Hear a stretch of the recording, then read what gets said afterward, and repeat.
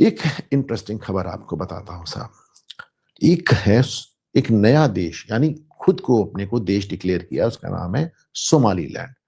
तो उसको पूरी दुनिया में सिर्फ एक देश ने मान्यता दी, उसका नाम है इज़राइल। सोमालीलैंड कहाँ है मैं आपको दिखाता हूँ नक्शे पर।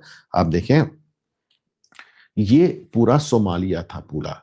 ये जो पुंटलैंड आप देख रहे हैं, ये भी सोमालिया का हिस्सा है, थोड़ा सेल्फ गवर्न्ड है। तो ये ऊपर जिबूती आपको नज़र आ रहा है, बड़ा चर्चित है एयरपोर्ट। और ये सोमालिया का जो ये डार्क येलो या ये रंगों का बहुत पता नहीं है, ये जो जहाँ सोमालीलैंड लिख रहा है, इतने हिस्से ने अपने आप को सोमालिया नाम के देश से अलग कर लिया है। आप देख सकते हैं, ऊपर गल्फ ऑफ ईडन है, नीचे इंडियन ओशन है। और आपको मालूम है कि अफ्रीका का ये मुहाना कितना इंपॉर्टेंट है।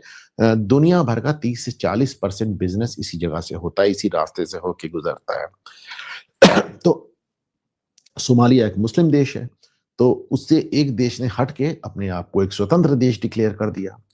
तो भाई 21 मुस्लिम देशों ने इसका विरोध किया है, जिसमें Jordan, Egypt, Iran, Iraq, Kuwait, Libya, Maldives, Oman, Nigeria, Pakistan, फिलिस्तीन, कतर, सऊदी अरब और सूडान ऑफ कोर्स अपोज करेगा। तो बाकी तो समझ में आया, लेकिन लीबिया गृह युद्ध चल रहा है, तुम्हारी क्या मतलब है? मालदीव पिद्दी ना पिद्दी का शोरबा, पाकिस्तान की औकात क्या है? नाइजीरिया गृह युद्ध चल रहा है, इराक गृह युद्ध चल रहा है, आपको मालूम है। तो सूडान गृह युद्ध चल रहा है, यमन यमन खुद ही 2 हिस्से में बटा हुआ है। बहरहाल आपने कर भी दिया। और फिर जो ओआईसी है, ऑर्गेनाइजेशन ऑफ इस्लामिक कोऑपरेशन, उसने भी विरोध कर दिया। अफ्रीकन यूनियन ने भी विरोध कर दिया। यूरोपियन कंट्रीज भी कह रहे हैं इसराइल को ऐसा नहीं करना चाहिए। पर इसराइल ने कर दिया। इसराइल ने कर दिया। अब इसराइल को यहां पर बेस मिलेगा। और एक बार फिर से नक्शा देखें तो इसका फर्क भी क्या पड़ेगा, मैं बता रहा हूं। आप सोचिए, सोमाली लैंड से बैठ के ठीक सामने आपको ऊपर यमन नजर आ रहा है। आप सोचिए, यहां से ये वही जगह है जहां से इसराइल पे मिसाइल फेंकी गई थी। बगल में ईरान, पूरा मिडिल ईस्ट। अब लोग परेशान हैं कि लोग कह रहे हैं कि इसराइल से कि आप अपना फैसला वापस लीजिए। फैसला खैर वो क्या ही वापस लेगा, मैं आपको 2-3 चीजें इंटरेस्टिंग बताता हूँ। पहले तो चलिए यही बता देता हूँ कि इसराइल के एक कैबिनेट मिनिस्टर ने एक ट्वीट किया है। जरा उस ट्वीट को देख लीजिए। उन्होंने एक ट्वीट किया है जब उनसे कहा गया फैसला वापस लीजिए, क्योंकि कतर सबसे आगे था। उन्होंने कहा हम कतर को ही रिकॉग्नाइज करने से मना करते हैं। कतर एक राज्य ही नहीं है, कतर एक देश ही नहीं है, ये एक फैमिली बिजनेस है, माफिया है। और ये सिर्फ करप्शन और घूस पर चलता है। ये आतंकवादियों को फाइनेंस करता है, खून बहलाता है। और ये इस्लामी जिहादी इंडोक्ट्रिनेशन, यानी इस्लाम इस यहाँ पे जिहादी बनते हैं। ये देखिए इजराइल का ऑफिशियल रिस्पॉन्स, ये नेतन्याहू का नहीं है, पर उनके कैबिनेट मिनिस्टर का है। उनका कतर हमसे कह रहा है कि हम सोमाली लैंड को जो रिकॉग्नाइज किया उसको वापस ले लें, हम तुम्ही को रिकॉग्नाइज करने से मना करते हैं। कमाल है। अच्छा, ये सोमाली लैंड और सोमालिया का किस्सा बहुत पुराना है।